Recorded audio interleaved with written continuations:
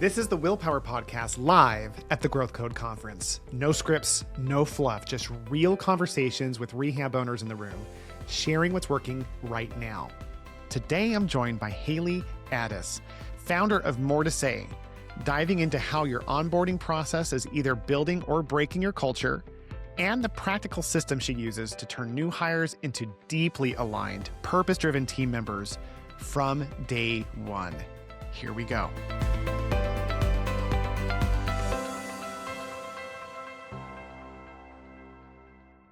Haley, thank you so much for being on the Willpower Podcast. I'm so excited to jump right in to this idea of how you think and say how you onboard people is how you develop your company culture, essentially. Yes. Did I represent that well? Absolutely. Okay, so let's get right into it. You're very successful. I did the introduction already before you sat down. Let's talk about this process. How do you onboard people? So our whole onboarding journey, right, it starts even before they start. So we want team members to know what to expect before we even finish an interview and give them an offer. We want them to fully be aligned with what we value. So we go through our core values, right, in the interview process. We make sure that they understand. How do you do that? Let's kind of dissect these things a little bit, because Sure. people might hear these things and think, oh, I know what that looks like. Yes. How do you talk about your values in the interview process? Yes. So in our second interview, which is in our in-person interview where they get to come in and see the clinic and they get to observe sessions and see the kids and all those fun things, we really deep dive into the questions that would align with what our core values are. So we're getting some information from the candidates on, what does this look like for you? Right. So we talk about, our support and collaboration. We ask them to give examples of how they can connect with those pieces. So we're getting information from them about what our core values look like, and then they're getting the information from us, and we say, okay, this is how we do it here. These are our definitions. So we talk about it. We have them observe so that they can see actually the core values in action. Okay, how do they observe a core value in action? So they're going into the sessions, right? And for example, they'll see how collaborative our team is. So they'll see the OTs and SLPs working together in a session, helping each other. They get to see all of that unfold and see if it's in alignment with what they would want to do. And then you point that out. It sounds like our value is collaboration, or however you phrase it. And then they observe it and you go, can you see how that worked? What did you think about it? Does that align? That kind of stuff. Yes. And they're doing that. So that's part of the interview process. That's with our, any team member, not specifically an interviewer. So our whole team knows how to talk about and represent the company to these candidates without even really, they're a part of the interview process because they're the ones that are pointing this out. So it's not essentially a leader going in and saying, this is our core value. It's our whole team it participates in it. So what's cool about that is that that's another way you're reinforcing your culture, because you're having them represent and hold standard for the values. Yes. And I think that's, a lot of people who are like, if you're brand new to this is probably blowing their minds. But most people, I think, have some concept of I know I'm supposed to use my values, but are they actually doing it? Yes. My thing is this, is that if people knew the statistics around companies that leverage onboarding the right way and how they retain better and what that means in terms of income, the stat I shared yesterday was a 218% greater income for companies that retain twice the average of the average person. And you're saying the key, and this is, by the way, you're backed by science too, the key to successful onboarding is through your values, through your culture. And so that's one way that you do that. It sounds like you start onboarding them during the second interview. Essentially. That's amazing. Yes, so they're getting prepared right there, right? And then that rolls over into, right, if this is a great fit for them, for us, because we want it to be a good fit for them too. We don't want to just say this is our top candidate, we want you to work here. We want you to want to work here. We want you to be this is the place for me. So we really make sure that that's mutual and everyone's on the same page. And then it's fully embedded. Our core values are embedded into everything. So it's part of our onboarding. It's part of our training. Obviously, they deep dive into all of these studies with their supervisor or trainer or whoever it is. They really deep dive into it, but then they see it in action every single day. Yeah. We call it the More to Say Happy Chat. So it's More to Say is your company. Yes, More to Say is my company. Yes. Those little things that we say. So More to Say is your More company. Say, it's in your group chat. Yes. So we have this fun little group chat. It's called Happy Chat, and we every single day team members are shouting out each other. For representing our core values. Wow. So they'll be shout out to Stacy for support. She helped me transition this kiddo out. Or, shout out to Michaela for growth because she just got her C's. And it's it's technical things, it's fun things, it's silly things, and we do it every single. There's never a day where Happy Chat is quiet. Never a day. And I think what happens for people who've never worked in a company that is really clearly communicating their values as effectively as you guys are, is that it's polarizing. People who I am imagining who've never worked in that space, who believe what you believe, are feeling like refreshed and aligned and charged, and others will tackle it, probably put it down or whatever, because I could see, it's so important emotionally to people that I could see someone that they wouldn't feel like they could say, why are we talking about this? Because they would look stupid if they challenge something that the group feels is important to them. Yes. So you talk about the onboarding process. Let's say someone's accepted their job position. What happens? Let's talk about the big things and dive in. So what are the key elements of the onboarding process that you see it from the time that someone's accepted their job offer? So obviously once they accept, they kind of get our standard like introduction, our welcome. The welcome outlines what they're going to be having access to in terms of their benefits and all that. They have an offer letter that's signed, everything's accepted.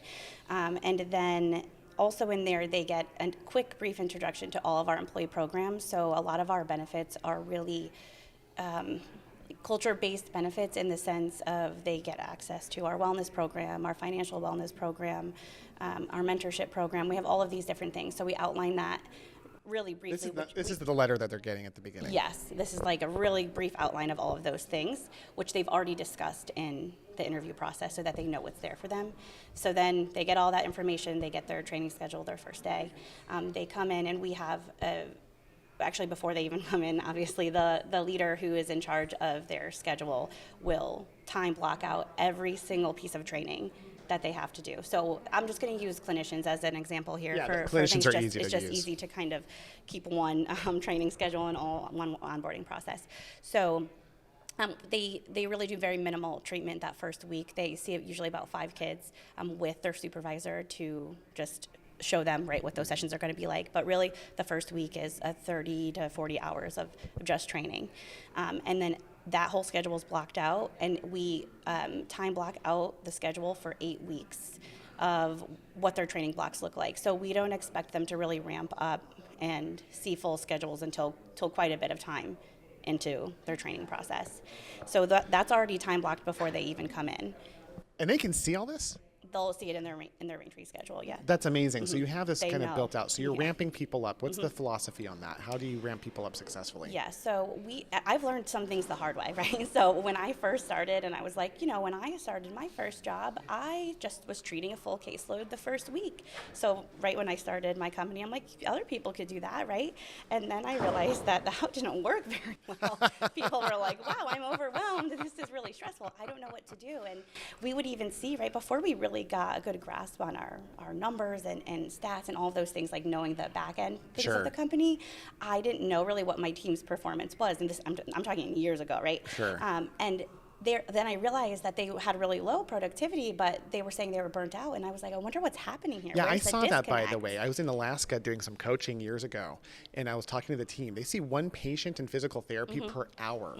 That is death in Yes. terms of boredom for Yes. me. Yes. And I was talking to them. They were seeing 35 visits a week, and they're like, we're burning out. Yes. So what is it? So what it is they don't know what their expectations are. They're burnt out because they're always trying to figure out what they're supposed to be doing, right? So they were like, So they're not busy enough. they're not busy enough but then it feels like they don't know what to do, right? So if they were seeing, my gosh. they're seeing 20 kids a week, and they were like, I'm burnt out, I'm so overwhelmed by my paperwork, by this, by that. I'm like, they don't have the training. Right. So they don't know what to do, how to do it, and what the purpose of it is. And if nobody knows whose job it is, Interesting. they're like, then it's nobody's job, right? Right. They're like, If it's not nobody mine, knows whose job it is, I'm not going to step Yeah. in because I don't even know what to do. Exactly. So I was like, because, we would have some leaders and other team members, they're like, why are they complaining?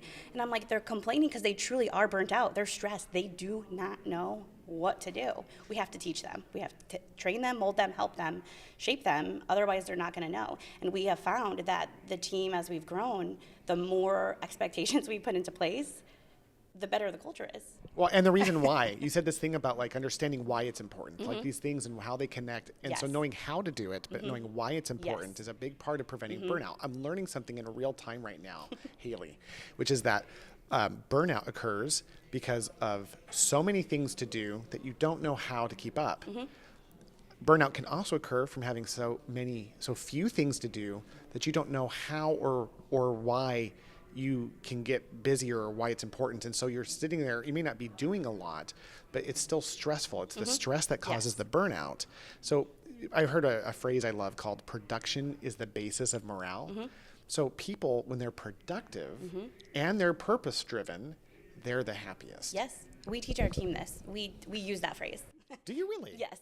Oh, yes. Yes, we do. And, we came from the same coaching background. Yes. I forgot that we had overlap there because you know where I got that from. Yeah, absolutely.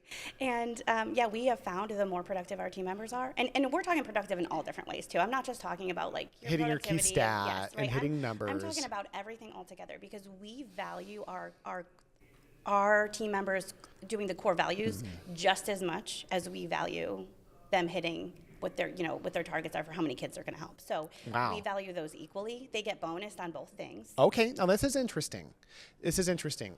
What is that? Not in detail, but like how do you bonus someone on values? So we have a couple of different ways. We have both like a kind of a gamified version of it and an actual monetary bonus. So gamified, we have core value coins, and they get their shout outs every week in our staff meeting. So we do wins and shout outs for a few minutes at the beginning. Yeah. Different people get selected out of a hat essentially if they're going to share their win and shout out that week. And they shout out each other.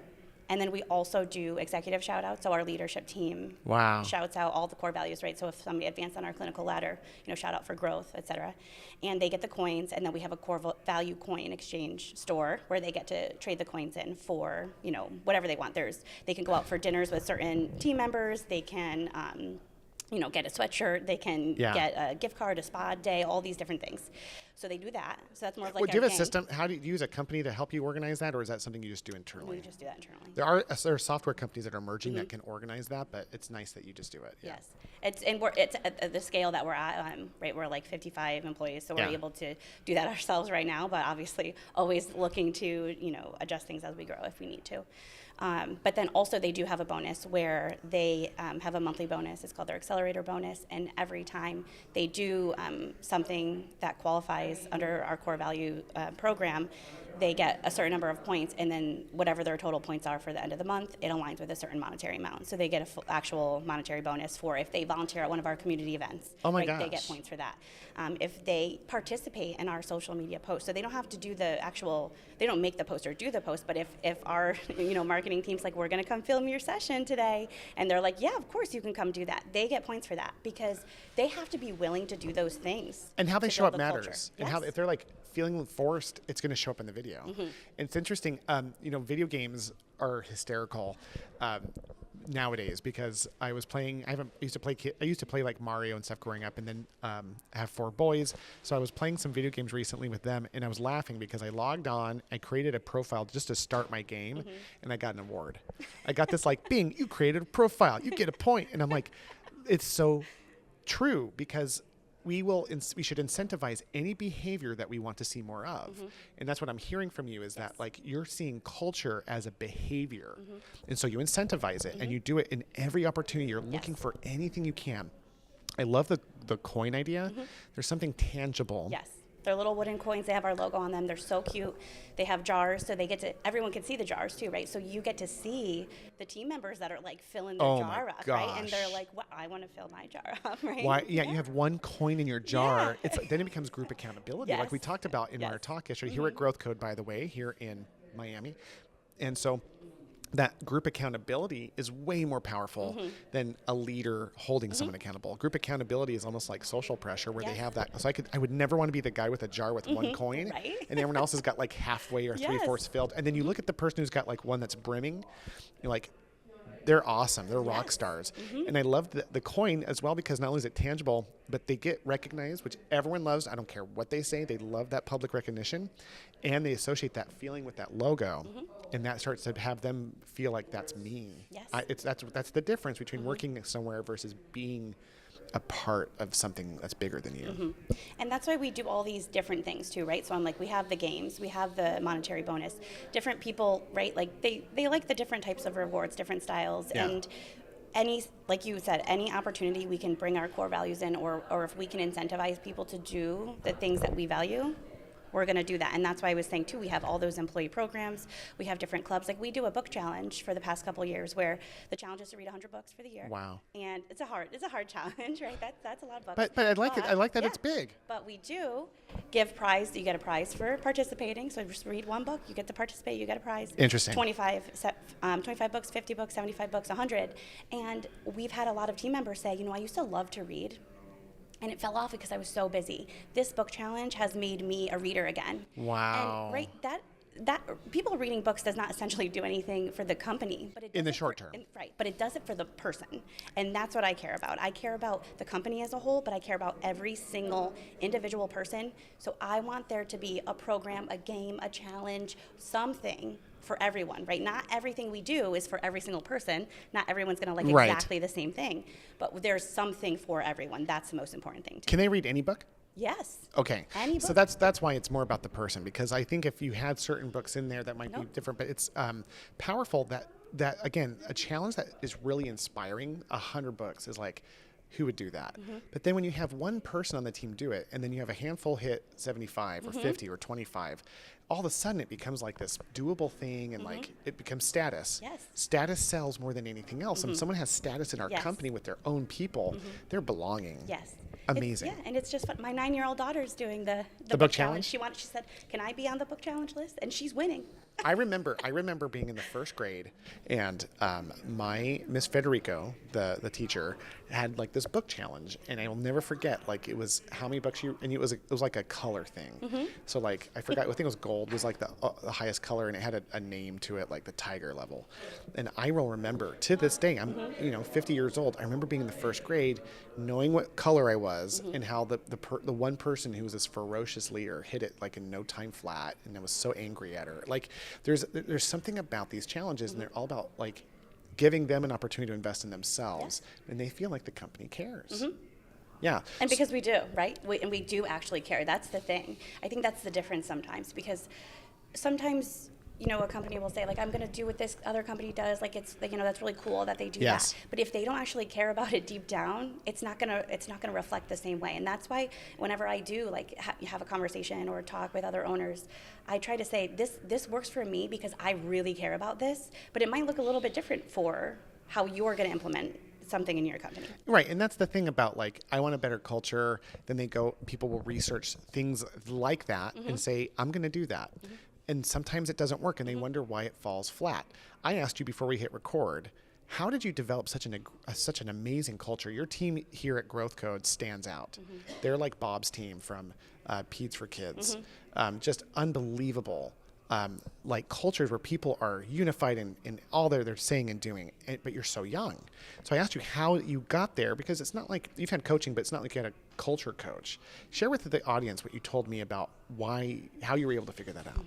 So like I had said, when I first started, I had tried to figure out little things on my own, and I was like, when problems were happening, things weren't working, I realized I had to take a step back, look and see what was going on, and realize that it all came back to me. So I had to change what I was doing, because if the team didn't know what they had to do, or they didn't know where they had to go, or they didn't know the purpose behind it, they weren't going to be able to do it. So I reflected on what are the problems, and where did I have a roadblock, right? Because the roadblocks were with me. So I either didn't train correctly, I didn't share correctly, I didn't learn the right thing, I maybe needed to learn more information.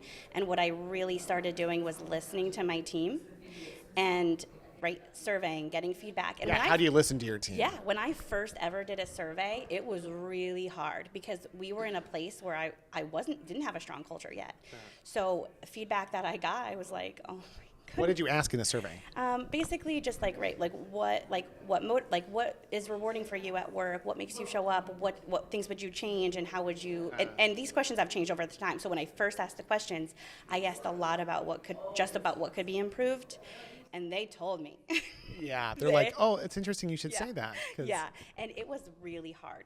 And then over time, as we shifted and shaped our culture and built into these team members, I do this survey every year, an annual feedback survey. Every team member fills it out. We have a one-on-one meeting personally with myself, and we go over what they said. And every single meeting that I have, they're like, we love that we have this feedback opportunity. And they don't have to wait. I tell them, you don't wait a whole year to give feedback, right? You don't wait until the annual survey. Right. But it gives them a forced time to think about what they want and need and what it looks like. So we really ask now about, like I said, like what is rewarding for them? What could improve how they're doing their job, and we ask them for solutions, right? We ask them to propose solutions. You don't get to just say, I don't like this. You have to say, here's my challenge. That's a big difference. This is some ideas about how I want to handle it. Because if you just let people complain, that's a totally different thing than getting feedback. Feedback and complaining is different. Absolutely. And I think there's people and personality types that just want to complain. And you can tell, and sometimes it's hard to tell the difference. So when someone is a complainer, they're not going to fill out the survey because they just want to complain, which means they're going to go talk to other people about it. And that's where you got to cut them out. Yes. But like for those people who are like maybe just really like high standards and they seem complainy, but really they've got like this vision of quality. They're going to go, thanks for asking. Yes. Here's the problem, but here's all the 30 things I would do. And then you put them in charge and they feel empowered and seen and heard.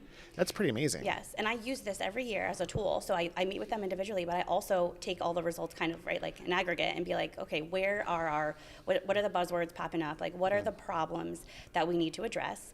And we do an annual leadership retreat. So at the beginning of the year, basically I take all the information from the surveys, not anonymously, obviously, I just put it like in a group, and I meet with my leadership team. We do a couple nights away together, and I train them up on some different areas that I find to be inspiring, and we also sit down and talk about, these are the things that are the problems from last year. What are we going to do now? Yeah.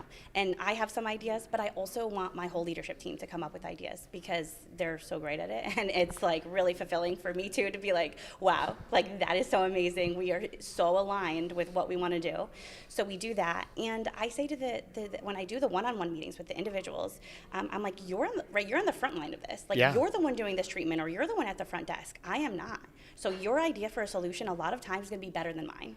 And we value those. That's got to do something for people when they hear that the owner is saying your idea can be better than mine. It creates equality. It helps them feel important. Yes. It's so great that you have them do that. And again, what people help create, they buy into. Yes. And one of the greatest things I learned in my journey, it took me forever, was that when I had the right people, that if I asked them what the problems were and asked them for the solutions and asked them to solve them, that they did. Yes. And it was easier for me and the outcomes were 10 times better. Yes.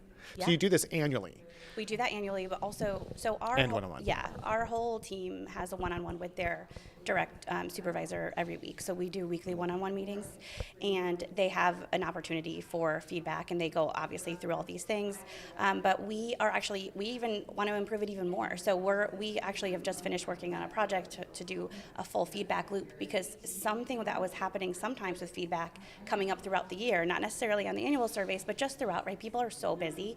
So a team member might say, I have an idea for this, and their supervisor might be like, that sounds amazing. Yeah. We want to do that. And then they got busy, they forgot, they didn't get it to the right person, it fell through. And then that team member is probably like, oh, they really liked my idea, but maybe they didn't, they were just saying that, or whatever happened to that, I don't want to ask about it again, that's embarrassing. Right. So we don't want that to happen. So I said the most important thing we need to do with feedback is close the loop. They need an update no matter what the decision is and no matter what's going to happen. So we created this whole system, and it's a very thorough tracking system where it's like, this is the step, so you get the feedback, this is what you have to do, and the supervisor then decides, what do I think is going to be the right thing? Is it just a clarifying conversation? Do I have to explain to this person why that's a great idea, but it won't work right now? Or maybe we can table it for later. Or do we need a policy or procedure or a workflow? Or do we want them to come up with their own project or plan here? Like, what are going to be the next steps? Their supervisor tries to figure out that. Then it goes to the next person, and then the last step always is they have to mark off that they closed that loop. So that team member is going to get an update no matter what the outcome is. Why is that important? Because otherwise they're sitting it doesn't in that matter. wondering. Right? None of the benefit is realized by the employee. They're not feeling valued, right? They're not having their feedback feel valued, and that to me is the worst feeling that they could possibly have, because I want to practice what I preach. I don't want to say your feedback is important to me and then not take their feedback.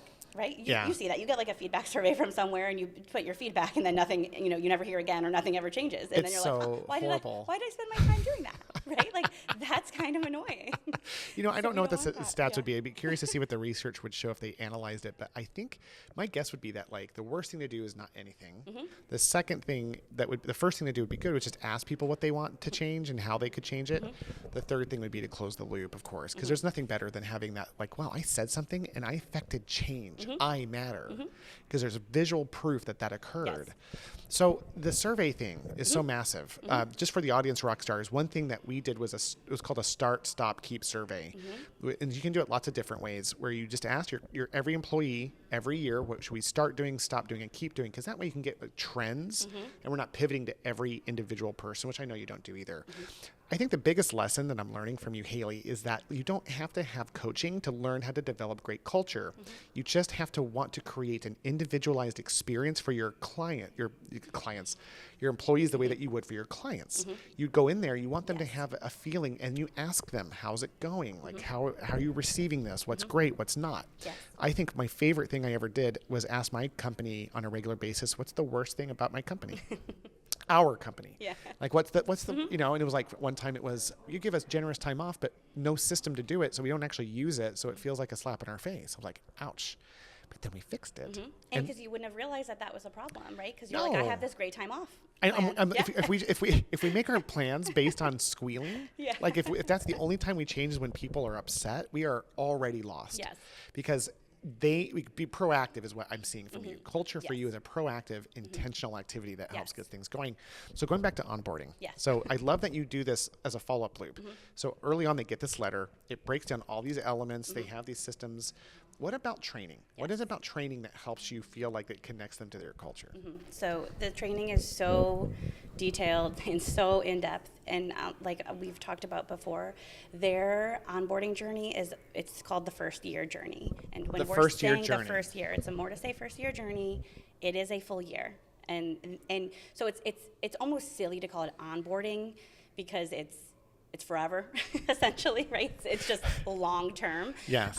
But it is the onboarding, and in our training, in this onboarding journey, it's separated into 3 phases, and we base the development of it on the S-curve of learning. I read the book by Whitney, I can't think of her last name, Whitney Johnson, I think. But I've developed it based on this book when I was like, this makes sense. This is how we learn any skill. It's very slow to start, right? So it's on an S-curve in the sense of it's very slow to start. Things are really hard. You're like, I have no idea what I'm doing when I'm learning something.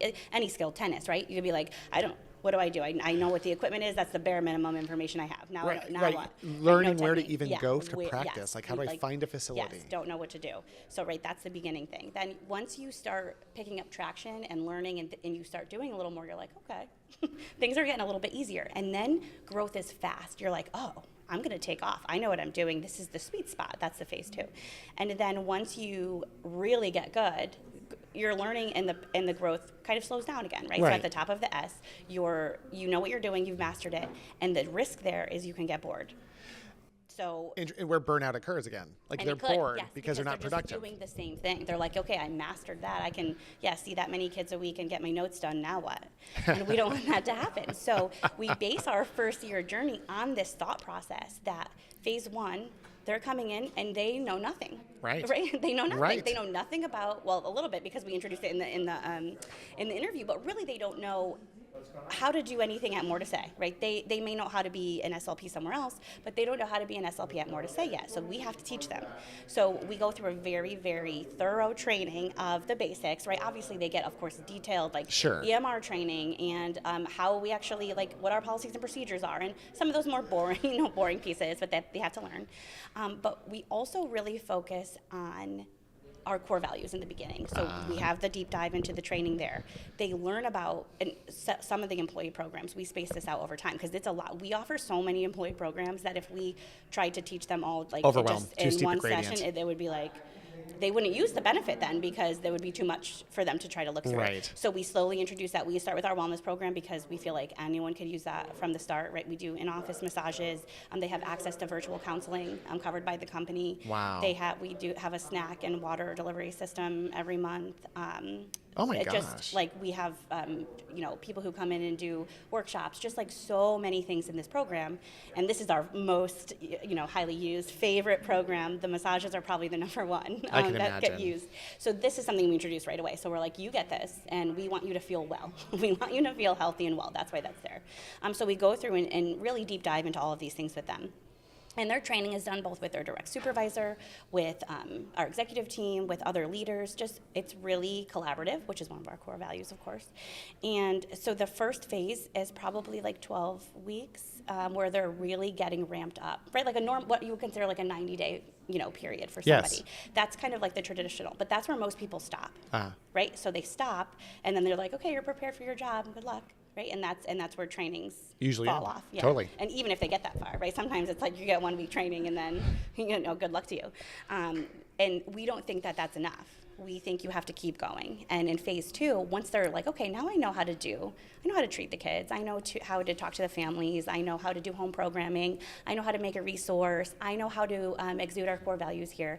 Then they dive deeper and they really get to learn what everybody does in their individual roles in the company. So they get to meet with the patient services manager and really have really good conversation about how does that person impact what you do every day and how does it impact what we're trying to achieve here. So they do that, they get that in phase 2. They start doing a clinical pathway. So we have a ton of internal training programs. So like an AAC program, a feeding program, sensory integration, and our clinicians then do these internal trainings to become experts. And what does that internal training entail? Is it like an online portal? Do you have what does that look like? So it's a number of factors. Basically, it's outlined just in a big chart in a document, and it has links. Some of the links are external to things. We house everything in Google Drive. So some of the links are external. Some are things we've made. Some are paid continuing eds that they have to go to. And So it's like a checklist. It's like, here's the checklist of things that you got to do. And it just it sends them where they need to go virtually or to go get physical experience. Yes, because sometimes sometimes part of the training is observing this type of session or meeting with, the feeding lead or whatever it is, right? So there's both pieces they do independently, pieces that they do interactively with other team members, and both themselves and their leader holds them accountable to completing that, because we think that clinicians need to be supported and guided to get trained up in these different areas, because there's so much out there to learn, and we just want to make sure that the alignment is there with what our play-based, responsive, naturalistic approach is. So we want to guide them and say, here, we've gathered all of this for you right here. You don't have to find it. It's laid out. It's so simple. And it's self-paced. It's like on their own, and how they can do it however they want. And I'm sure there's some sort of reward if they go through it. Yes. Well, they have more opportunities, and it also aligns with our clinical ladder. So our clinical ladders are essentially a growth path where you can earn different roles in the company and different opportunities and just better yourself. And so that's there's some alignment there, and really the best benefit for themselves is they're finding the clinical skill set that they most value, and then the reward is you get to work with more kids with that. I see. So they get to do what they love more. Yes, and exactly. then so in that S curve, it's like, oh, you've mastered this. Here's a new S. Yes. And so you provide multiple S's, which is great, because as long as people are progressing, as long as people are productive, they're happy. Yes. And then the cultural piece, all those fringe benefits, they get to go back and tell their family, I get massages. Yes.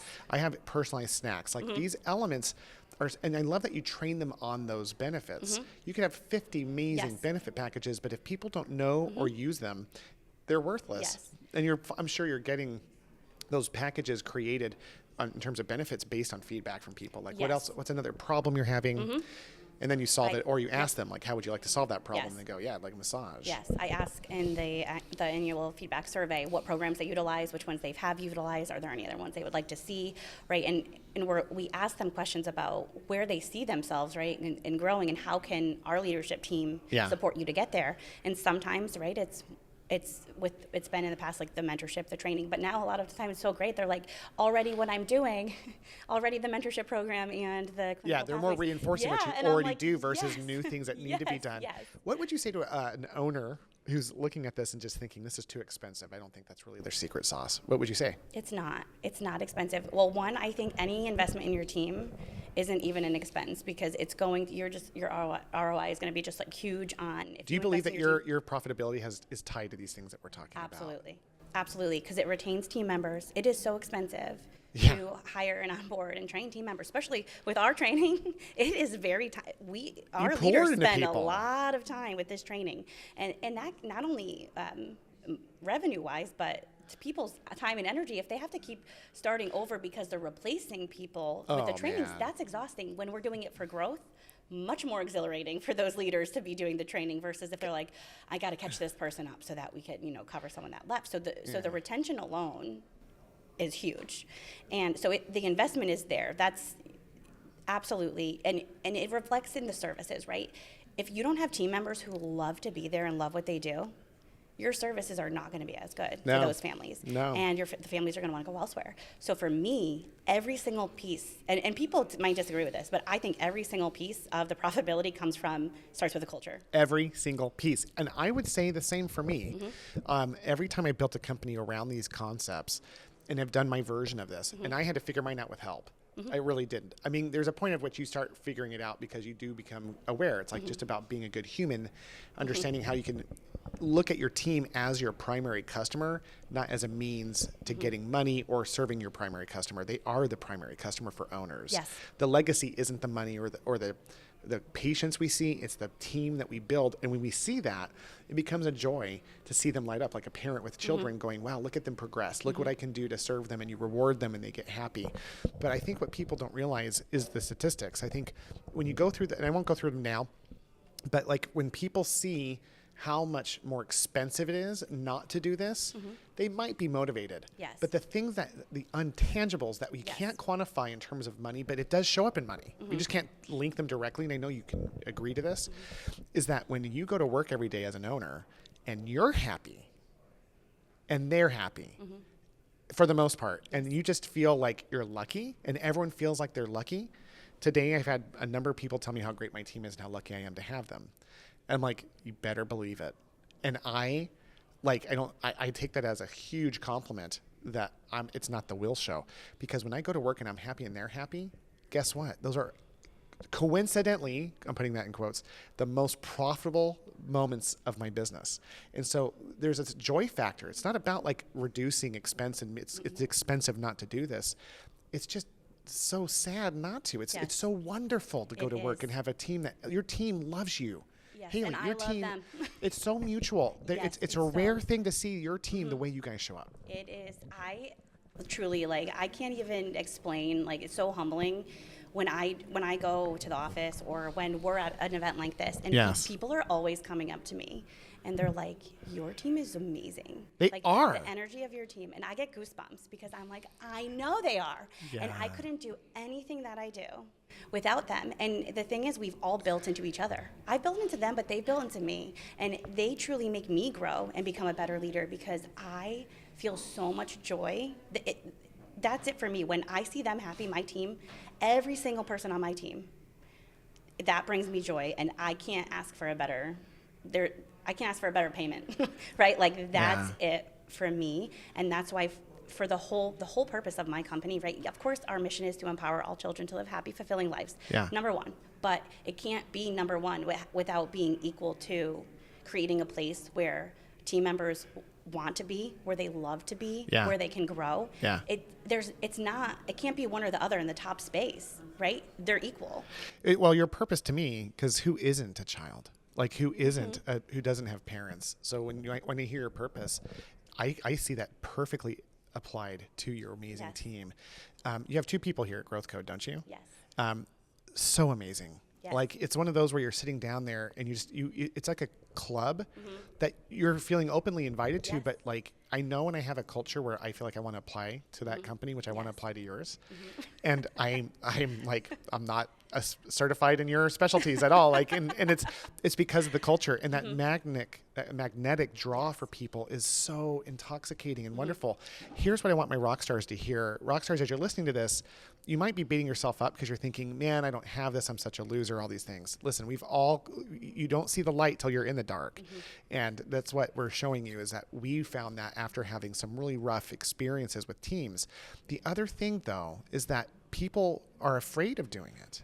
Most rock stars who are listening to this, who have the capability, are making excuses not to do it, because I believe we get burned so bad as owners that when people fire us or talk crap about us from our employees, and we have the opposite experience of what you're talking about, they're afraid of giving that much trust. Because you said something that really sparked this for me, Haley. You said, I couldn't do what I do without them. I feel the same way. That takes vulnerability.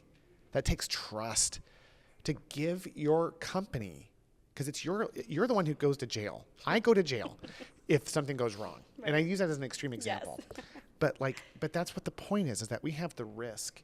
So to take that risk and then just trust that they will take care of us, the only way we can do that is by giving ourselves to them fully.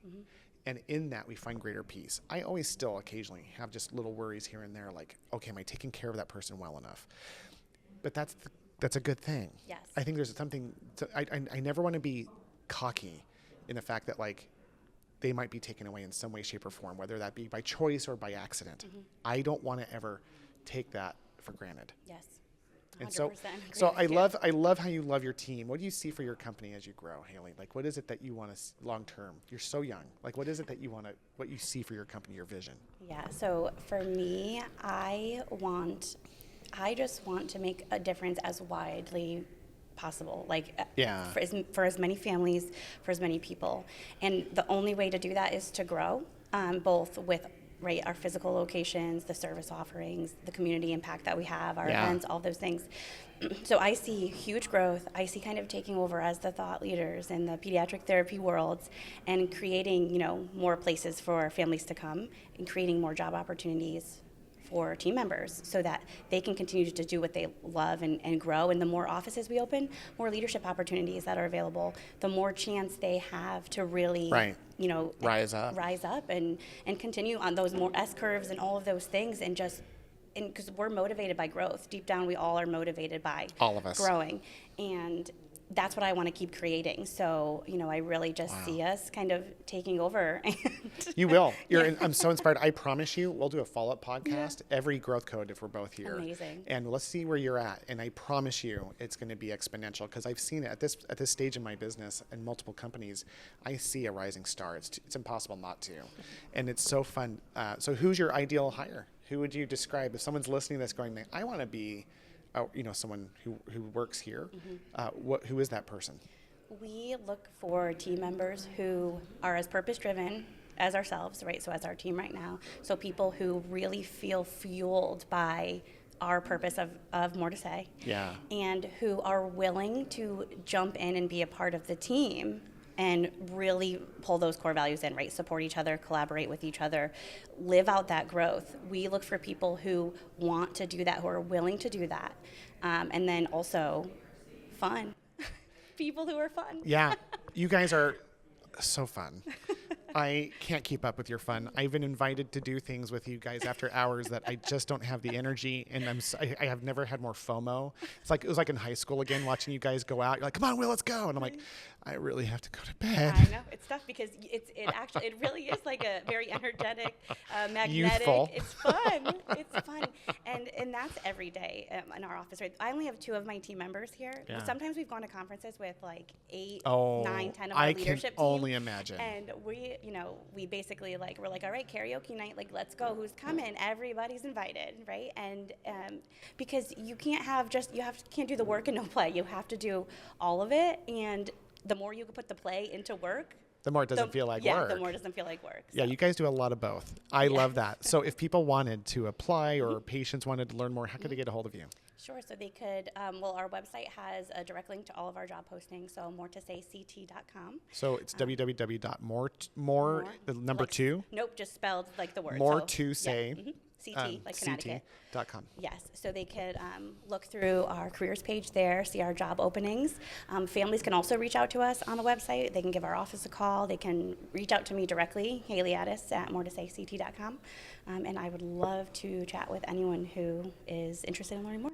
I love it. Okay, so you ready to end? I like to do rapid fire questions. You ready? Yes. Okay, so